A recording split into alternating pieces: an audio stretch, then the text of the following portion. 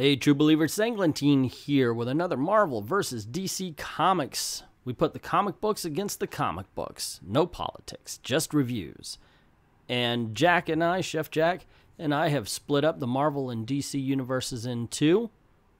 And we review them. 1 star is awful, 2 stars are bad, 3 stars are average, 4 stars are good, and 5 stars are excellent.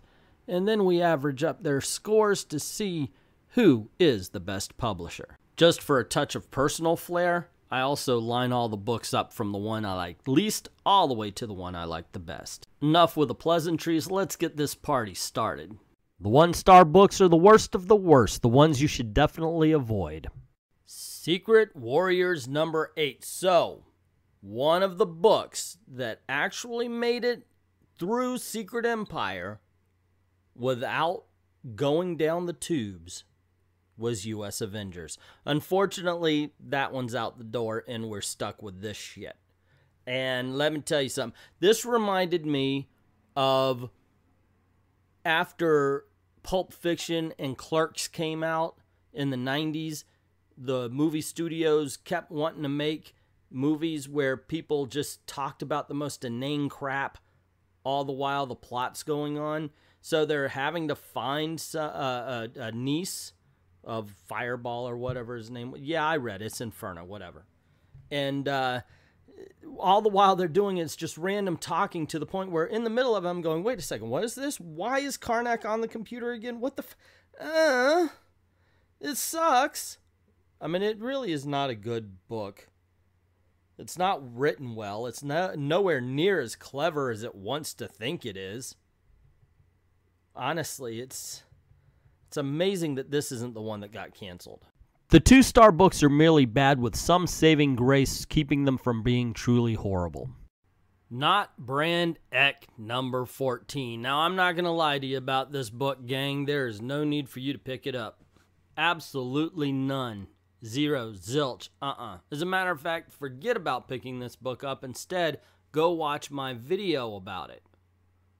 That's all you need to see. That's all. It's basically. I think I titled it something like Nick Spencer listened to us in our criticisms about Secret Empire or something like that. Because the only part of this that's worth anything is the bit where he's making fun of Secret Empire. Right after that, maybe the bits and pieces with the Forbush Man are worth a damn. But otherwise, no, not at all. This is an funny book. Yeah, it really is. Except for the Secret Empire, there are a couple of jokes in there that are decent. Otherwise, the jokes fall flat. It's funny book that's not funny is just boring. Weapon X number 11. So I had a comment on Chef Jack's Marvel vs. DC, the last one he did, and I'm sorry for there being so many back-to-back. We're trying to get caught up, and this happens. We have to do all of these to get caught up, and it was about objectivity and how hard it is to be objective. And that's true. It is. Because sometimes, you get a bad title that's been bad so many times, you go into it thinking, this is going to suck. I liked Weapon X as a comic book. I was very excited when it started. Then it started this Weapons of Mutant Destruction. I was very excited. Then they show up with Wolvie Hulk. Yeah, I know he's got a name, but I hate it. I freaking hate it so much. There's too many Wolverines. There's too many Hulks. It's diluting the brand. And now every time I see this guy, I automatically feel, yeah, this is going to suck. Why? Because the whole concept sucks. It's one too many, guys, and it's diluting the brand. Why is Wolverine special anymore? Why is the Hulk special? Because now you have both of them. Hulk used to be a rage monster.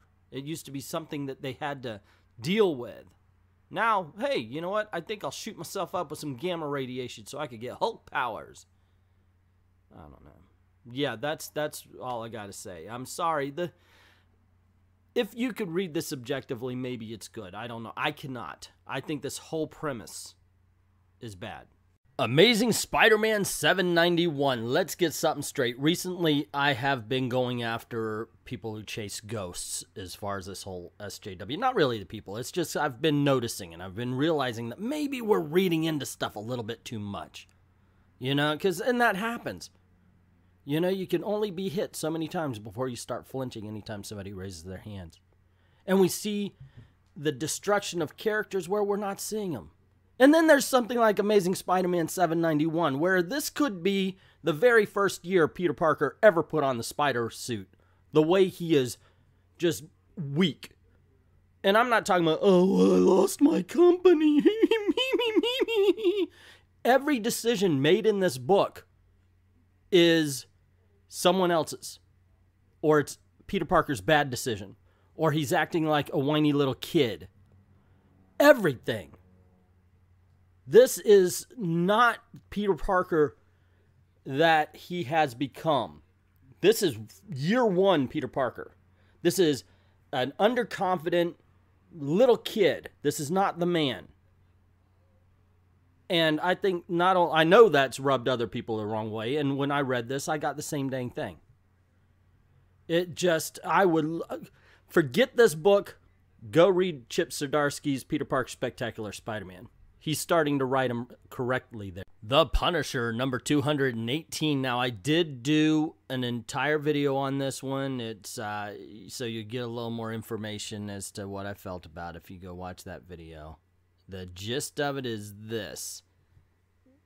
Pointless beginning that kind of set up, well, pointless to the story, the narrative, but it was there to set up new readers to tell you exactly who the Punisher is. Good conversation between Nick Fury and the Punisher. Best part of the book, the back and forth between the two characters. Horrible ending where you have the Punisher breaking into an Air Force base filled with incompetent nincompoops. It really was a case of needing to make the other guy look bad in order for your hero to look good. In my opinion, the ending derailed the rest of the book. The 3-star books are merely average. You might like them, you might hate them. For us, it just didn't move the needle. Spider-Man 2 number 4. So, what's to be said about this? Well, first of all, cover's okay. It's not bad. The story itself is not really, burned me. It's not really not burned me. It's not, set me on fire, I guess it is what I'm trying to say. Some sort of fire analogy for good. I don't know. It's okay. This book in particular are 2 really good bookend scenes with a lot of boring in between. There's a scene where Kingpin's talking to an older Miles Morales. Miles Morales is, of course, heard of this criminal Miles on his planet, on this particular Earth, and he's worried about it. And Miles himself, the older one, has heard that his wife is still alive in another universe, so he wants to go see it. Those scenes I liked. They were very emotional, and they connect to the reader. The scenes with Peter Parker and Miles Morales, the Spider-Man, didn't really connect. It was kind of dull. Bombshells United, Chapter 12. Now, I got to admit, I have not been kind to Bombshells United. This had a good first issue, and man, did it start to bomb after that. Which really sucks, because it introduced Dawnstar. Now, it's like, all right, yeah, okay, that's cool. They're going to bring in Dawnstar to the Bombshells. That's pretty neat. Well, admittedly, this chapter is not as bad as the previous ones. And it's kind of a setup chapter where it's just telling us where everybody is right now and setting up where they're going. The best thing about it, however, is it brings in Jessica Cruz and it brings in Star Sapphire. So they're going to be telling that story. And it's kind of got me excited. I want to see where they go with this. So hopefully Bombshell starts to improve again. Doctor Strange number 381. So how can I explain this? One, great cover. Love this cover. This is a poster cover right here, man. It is absolutely awesome. So the book itself, how to describe it? I would have to say, if you've ever had kids or you're an uncle or something and your nephew, your young child, started talking about a story that you have absolutely no interest in, but the more they talk, the more excited they get. and you're just kind of looking at them. You can enjoy the fact that they enjoy the story, but you yourself are just going, okay, when you get done with this, I can go back to whatever I'm doing anytime now. That's the way I felt about this book. I can see where they're going, and it's not the most horrible thing in the world. It's just halfway through it, I'm like, yeah, as soon as this is done, I can go back to what I was doing before. Just a mundane, average, ordinary day, everyday book. Not exciting, not any. I did a full review on it, so check that out for more details on it. Bug, The Adventures of Forager, number 5. Man, I love this book. This book is absolutely okay. Holy crap, the art is incredible. The colors are great. It kind of looks like Disney threw up. Man, I just love the imagination. I love the wonder. I love the fact that it really does feel like a Wizard of Oz superhero story where he meets characters and colorful creations. It kind of seems like it's weirdness for weird's sake. All over the place this book is. I mean, I enjoy the heck out of it. But for some reason, after I read it, I'm like, what the hell just happened? And this is every issue. I've been following it along. It's not a bad book at all. It's just nothing that, one, I can pin down, and two, I could recommend. You definitely have to be a fourth world fan in order to get this book. Injustice 2, chapter number 32. I have been singing the praises of Injustice 2. This story is just moved along. It's really good. This story is a bit of a come down. Not bad, mind you. It's just, once again, like I said, it's just been chugging like a freight train, and this is designed to slow us down, give us a breather. It's a story of Barry Allen and what he's doing after the events of Injustice 1. We see that Batman has a tracker on him, and he's watching him, making sure he doesn't use his speed. Well, Barry Allen is on the way to meet, oh man, I forgot his name, Guardianate or something like that, who got hurt in Injustice 1. And he has to save a truck. It's all about Barry's redemption, which makes me think maybe we're seeing this so he can come to the aid of Batman at some later point. Hopefully that's the story, or we're getting side note with no payoff. Wonder Woman and Conan 3. What to say about this? This cover is very representative of what you're going to get in the book. It really is. This kind of Harlequin romance cover. The story inside is very much like this. Now, of course, so is this, because they're trapped on a piece of wood. Basically, they're floating in the ocean, and because Wonder Woman has no memory at this point, Conan's telling the story of how they met. And it's very much a romance. There's action in it. I mean, you see right here of, serpents destroying a boat. And, they fight sharks, they fight each other. There's all sorts of stuff coming in this book. But when it comes right down to it, when you break down to brass tacks, it's a romance. It's not bad. It's just very Harlequin-esque. This is almost like a soap opera starring Conan and Wonder Woman. The 4-star books are good. These are the stories and comics we can actually recommend. The Defenders number 7. So I did not go into this expecting good things. I just didn't. And that's mainly because The Defenders has always been one of those books that Marvel makes because Marvel said, hey, we got this TV show, so why don't we make this book? Maybe it'll sell a few copies, but we're not really going to put any kind of quality into it. It really did feel that way. Not that it was horrible or bad, it's just it was so just there. Well, this book doesn't take itself so seriously, and you can have fun with it. The opening and closing with Deadpool is entertaining. It's very irreverent. Yet in the middle it tells a story. I don't like the fact that Elektra bashes Iron Fist around. Can we get an Iron Fist that can fight, please? I know they're not doing it in the TV show, and I'm one of the people who speak up for the TV show, But in the comics, I expect Iron Fist to be the baddest of the baddest asses. You know, when it comes to fighting, the Iron Fist kind of needs to be up there. And Elektra is bashing him around. Yeah, sorry, I didn't buy it. Otherwise, though, it's a fun book, entertaining, and yeah, it's got a good story in the middle. Can't believe what happens in this book. There's something big that happens. I'm not going to spoil it because this is actually a Defenders issue I can recommend. Ben Reilly, the Scarlet Spider, number 10. So this book is the little spider that could. I mean, you know, Miles Morales gets attention. These days, Chip Zdarsky's Peter Parker, the Spectacular Spider-Man's been getting attention. And for all of the wrong reasons, Dan Slott's Amazing Spider-Man gets attention. But here we have Peter David making a pretty damn good book. This is fun. I've got to say, I have become a fan recently, and this is also the same thing with Chip Zdarsky. The last few issues have been good. It's not like the entire run has been something you have to praise.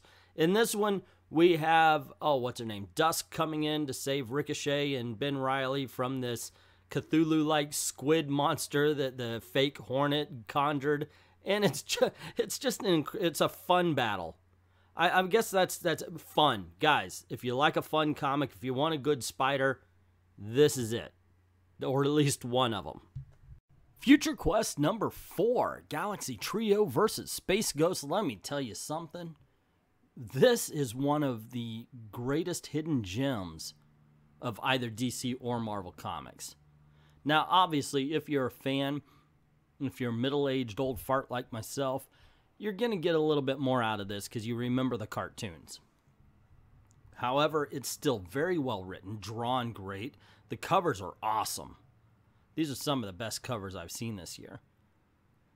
And, I mean, the story's just a ton of fun. Now, this tells the origin of the Galaxy Trio and tells how they used to be fugitives and kind of like the Guardians of the Galaxy. And Space Ghost came down and recruited them to be a part of the police force. Fun story. Like I said, it's a hidden gem. I think everybody should check it out. This is kind of a first issue in the story arc, so it's definitely a jump on point. Nightwing number 33. Got to tell you something. This book had always been right in the middle of the pack for me. Not thrilling, not extraordinary. There was some okay bits here and there, but overall, Nightwing was just meh. Yeah, it was all right. But then they brought in Blockbuster. And for some reason, the dynamic there was really good. And I started getting into it more and more and more. And the title has been climbing up the list. So right now, this is a very interesting story. Raptor is trying to turn the entire town into blockbusters. Of course, the ending is a little bit cheesy, but hey, comics. That's what it's all about, you know.